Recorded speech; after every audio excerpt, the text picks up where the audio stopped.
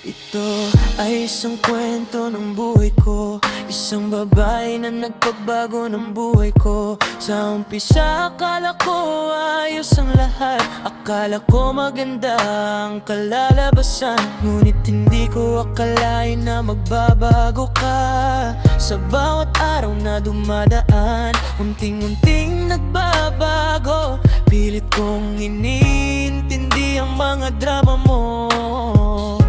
Konting korek ko lang sa'yo, ika'y masyadong apektado. Hilig mo magdrama kahit walang kakwenta, pinapalaki mo mamaliit na bagay.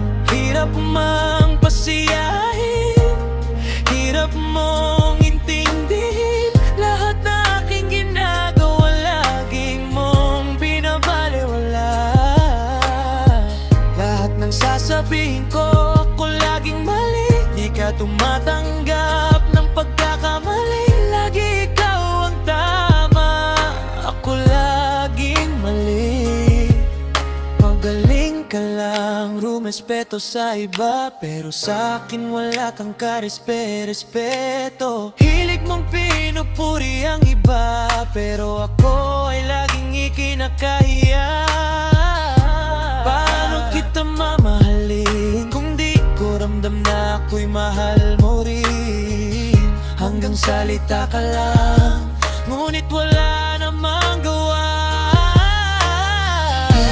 Mukha mo lang ng kape ay di magawa, tapos sasabihin mo di kay nag-aalala. Minahal kita kahit ganyan ka, dahil nangako ako sa Diyos na mamahalin ka. Sa hirap at tinawa, mamahalin kita.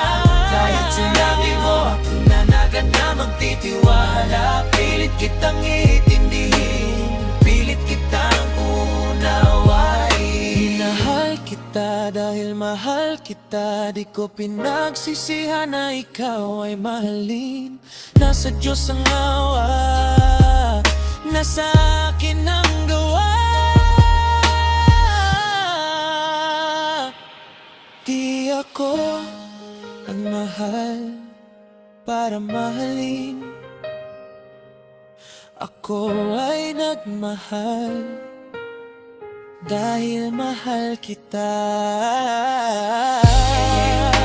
Mahal pa rin kita, mahal pa rin kita.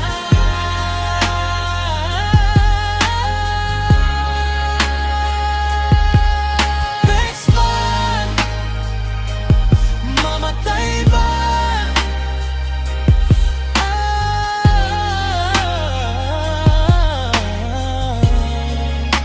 Mahal pa rin kita.